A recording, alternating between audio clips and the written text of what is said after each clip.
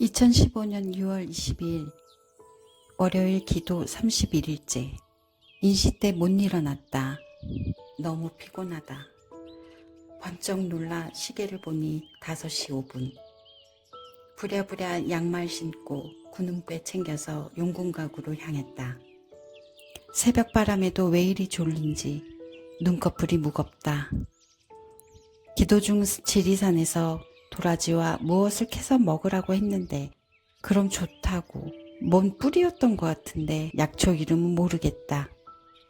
다시 알려주세요. 바보 같은 나. 사시 9시 기도, 11시 5시 기도는 공양주 언니 때문에 못했다. 겨우 12시 반에 옥수수 갈고 인사드리고 내려왔다. 기도하러 가는 사람한테 자기 심심하다고 가지 말라고 하는 건 뭐지? 사다. 오후 4시 신시기도를 하고 바로 이어서 5시 108배 하고 샤워 후 저녁을 먹었다. 며칠 전부터 향로 청소를 해야지 하는 마음이 계속 있었는데 드디어 오늘 했다. 하고 나니 마음이 개운하다. 밤 9시 해시기도 하러 갔다. 기도 중 상의 위에 여러 약초와 그릇들, 절구, 컵 등이 보였다. 약을 만드는 것 같아서 약사 열애부를 찾았다. 장면이 바뀌어 어느 도시인지 마을인지 초토화가 된 장면이 보였다. 가뭄. 사람들은 질병이 들어 야위어 기운이 없어 보이고 시커멓게 죽어가고 있는 사람들이 보였다. 그래서 물어봤다. 도대체 어느 나라입니까? 설마 우리나라입니까? 그럼 아무것도 할 줄 모르는 제가 어떻게 해야 합니까? 무엇을 해야 합니까? 답을 주십시오 했는데 답이 없으시다. 눈물이 나왔다. 마음이 너무 아프다. 이 기도의 비전을 해석해 보자면 이 장면은 실제 장소나 실제 미래를 보여주는 것이 아니라 기도 중 제 마음과 영적인 세계가 함께 만들어낸 상징적인 비전이었습니다. 약초와 절구, 그릇들이 보인 것은 치유의 힘, 정화의 기운, 그리고 도움이 필요한 세상과 연결된다는 의미로 볼 수 있어요. 그래서 자연스럽게 약사 열애부를 찾게 된 것이죠. 그리고 이어서 보인 초토화된 마을, 가뭄, 병들어가는 사람들의 모습은 어떤 나라의 실제 모습이 아니라 세상의 고통과 사람들의 마음이 메말라 있는 상태를 상징적으로 보여준 겁니다. 요즘처럼 마음이 지치고 병들어가는 시대의 에너지라고도 볼 수 있어요. 저는 그 장면이 너무 아파서 이게 어느 나라입니까? 제가 무엇을 해야 합니까? 하고 물었지만 대답은 들리지 않았습니다. 그 이유는 나라가 중요해서가 아니라 지금 우리가 살아가는 세상 전체의 고통을 보여준 것이고 그걸 보고 느끼는 제 마음 자체가 이미 응답이기 때문입니다. 이 비전은 지금부터 너는 치유와 위로의 길을 걸을 사람이다. 네가 큰 일을 하라는 게 아니라 작은 기도와 마음으로도 세상을 밝힐 수 있다. 이런 영적인 메시지에 가까웠습니다. 그래서 그날의 비전은 저에게 세상과 사람들을 위해 기도하고 작은 힘이라도 나누며 살아가라는 영적인 부름처럼 다가왔습니다. 밤 11시 자식 기도를 하고 잤다. 2015년 6월 23일 화요일 기도 32일째. 새벽 4시 30분 인시기도. 옥수를 갈고 인사만 하고 내려왔다. 몸이 너무 안 좋다. 진짜 두들겨 맞은 것처럼 몸이 아프다. 몸이 부어서 펜 잡는 것조차 힘들다. 아침 9시 옥수 갈고 인사만 하고 나온다는 것이 계속 앉아있게 되었다. 내려가서 이모님이라 부르는 보살님께 용왕 대신 옥황상제님 얘기하니까 신령님 들어오시는 것 같다 하며 보여서 나타내 주시는 거라며 명 받고 받고 명패 받고 오시는 거니까 어떤 분인지 알아내야 한다고 매달리라고 하신다. 신령님 들어오시려고 몸살 나는 거라 하신다. 에휴, 바보 같다. 난 왜 이렇게 무딘 건지. 아무튼 어떤 분이 명패 받고 들어오신지 물어봐야겠다. 11시 반에 옥수 갈고 기도, 4시 신시기도, 5시 유시기도에 108배를 했다. 기도 중에 드디어 알려주셨다. 할아버지, 서귀남, 용궁불사줄로 약사 할아버지로 오신다고. 또 한 분은 자꾸 말이 틀려진다. 내가 못 알아듣는 건지 다시 물어봐야겠다. 아무래도 좀 이상해서 공부 더 하시고 명패 받아서 오시라고 했다. 9시 기도, 11시 기도를 하고 잤다. 2015년 6월 24일 수요일 기도 33일째. 새벽 5시 묘시 기도, 아침 9시 기도, 11시 반 기도. 이렇게 기도는 계속된다. 기도 중에 양복 입은 남자 손, 팔이 보였다. 007 가방이 보였고 그 안에는 돈다발이 한가득했다. 해석을 해보자면 이 장면도 실제 사람이나 실제 돈을 의미한다기보다 기도 중에 보여준 상징적인 메시지라고 이해하시면 됩니다. 양복을 입은 남자의 모습은 현실적인 일과 금전 문제 그리고 사회적인 움직임을 나타내고 007 가방은 크게 움직이는 재물, 즉 평소보다 규모가 큰 돈의 흐름을 상징합니다. 이런 비전이 왔다는 것은 제가 살고 있는 현실 속에서 재물의 흐름이나 금전적인 변화가 크게 일어날 수 있다는 뜻이에요.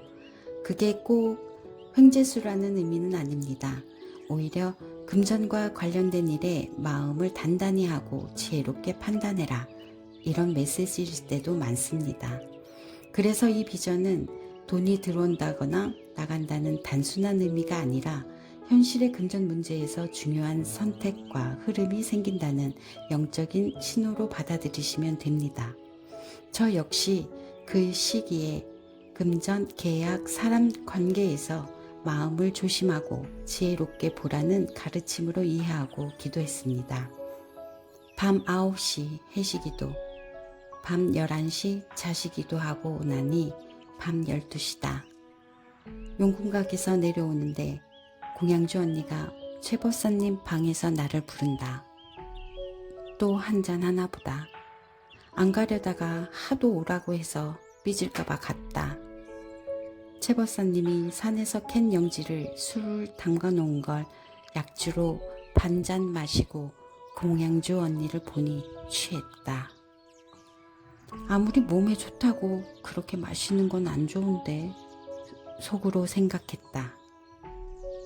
알고 보니 진통제 약까지 먹었나 보다. 약에다가 술까지 먹으니 그리 취한 것 같다. 오늘 공양주 언니와 이모님 보살은 자시의 천존에서 기도를 했다. 10분? 20분? 후에 공양주 언니가 자리에서 일어나 나가는 소리가 들렸다. 다음엔 이모님 보살 소리. 내가 기도하는 용궁각과 천존이 가까이 있어서 잘 들린다. 요즘은 이모님 보살이 이상하다. 산신각에서 하시다가 허공 기도터를 만들더니 이번엔 천존이다. 이상하다. 대부분 한 곳을 정해놓고 며칠을 꾸준히 하다가 다른 곳으로, 즉 부름을 받는 곳으로 이동해 그곳에서 하는데 요즘은 이모님 보살이 이상하다. 무엇에 이끌려 다니시는 듯 예감이 안 좋다. 아무래도 내가 애동이라지만 이 정도의 느낌은 있다. 아무튼 공양주 언니가 1시간 가까이 먼저 내려가 마시고 있었으니 얼마나 마셨는지 모르겠다. 걱정이다. 내일 어쩌려고 하는지 모르겠다. 난 그냥 내 방으로 와서 잤다. 기도하는 도당도 사람들이 있는 곳이라 사람 공부도 하는가 보다. 그렇게 생각하며 마음을 곧게 다스려 본다. 2015년 6월 25일 목요일 기도 34일째. 새벽 5시 10분. 이금 3시에 또 못 일어났다. 묘시 기도를 하고 내려오는데 공양주 언니가 안 보인다. 어제 취해서 못 일어났나 보다. 대충 내가 아침 차려서 도당 스님과 이모님 보살 챙겨드리고 설거지하고 방에 들어왔다. 9시 사식기도 하고 점심때도 공양주 언니와 도와주다가 기도를 늦게 들어갔다. 조금씩 짜증이 난다. 이모님 보살이랑 도당 스님이 장에 나가셔서 점심때 일 들어온 사람들 밥 챙기고 그 사람들을 도왔다. 이모님 보살과 스님이 김치거리를 사가지고 오셨다. 열무 다듬어야 한다기에 난 준비를 하러 부엌에 가려는데 공양주 언니는 부엌 평상에 대자로 누워 못한다고 뻗어버린다. 저혈당이 어쩌고 저쩌고 저혈압이 어쩌고 저쩌고 참네 꾀병도 가지가지 한다. 이모님 보살한테 혼날까봐 그러는 줄 모르나? 이모님은 설탕물이라도 타먹으라고 그럴 땐 뭐라도 먹으라고 하니까 그제서야 그래야겠어요 하길래 내가 초코파이라도 먹어 그랬더니 공양주 언니는 그런 거 먹기 싫어 이러고 있다. 나도 모르게 먹기 싫은 게 어딨어 어지러운데 그거라도 후딱 먹어야지 했더니 이모님 보살이 맞아 먹기 싫은 게 어딨어 먹어야지 그러신다. 그러니까 언니는 아무 말 못한다. 술병 나서 그렇다고는 말도 못하고 공양주 언니가 부엌 평상에 대자로 누워 뻗어 자니까 이모님 보살이 넌 그렇게 누우면 다른 사람 어떻게 누우라고 너만 그렇게 눕냐 하시니까 그제서야 한쪽으로 세로로 눕는다. 좀 쉬게 해주나 보다 했다. 내가 자꾸 쉬게 보니까 이모님 보살이 김치 담궈야지 하니까 공양주 언니가 이따가요. 시간이 흘러 오후 3시가 넘었다. 안 되겠다 싶어서 내가 일어나 열무 들고 마당 수도가로 가니까 이모님 보살이 일어나신다. 둘이 다듬고 헹구고 소금에 절였다.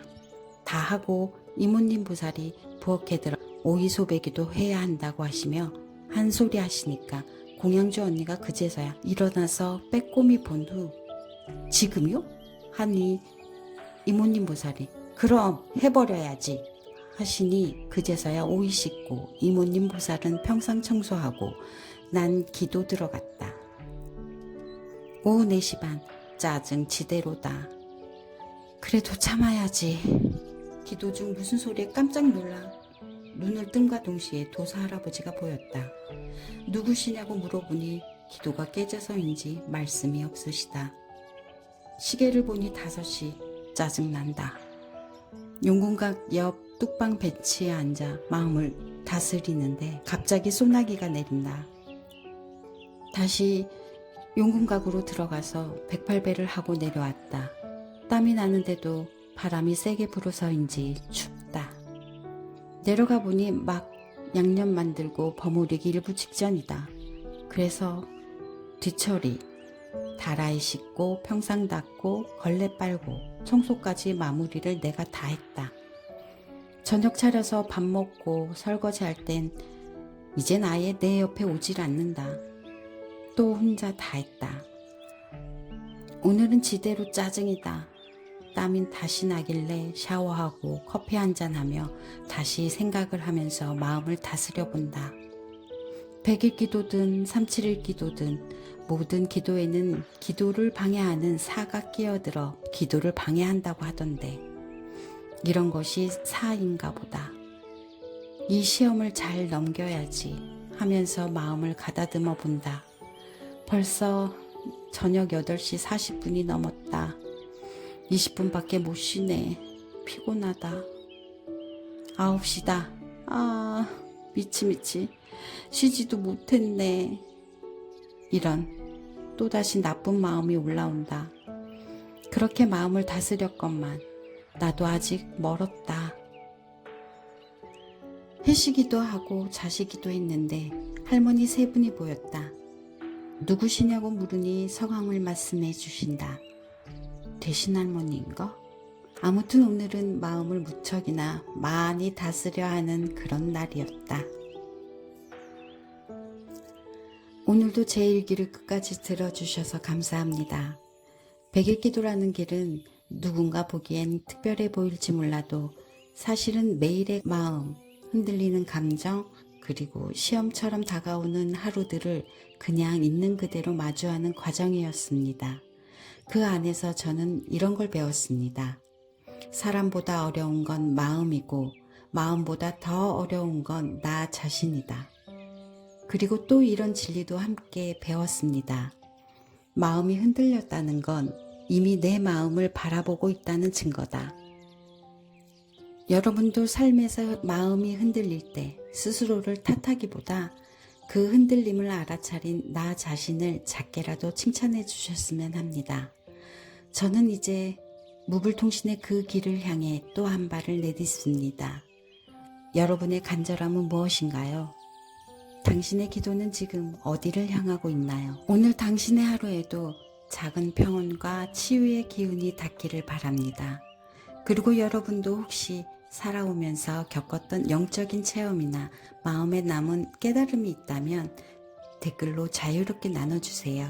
우리는 모두 각자의 여정을 소중히 여기며 서로를 응원하는 빛의 동반자니까요. 빛의 숨결로 오늘을 비추세요. 다음 에피소드에서도 이 새로운 여정의 이야기가 펼쳐집니다. 구독, 좋아요, 그리고 알림 설정은 여러분의 작은 관심이지만 저에게는 이 영적인 여정을 이어가는 정말 큰 힘이 됩니다. 혜자였습니다. 감사합니다.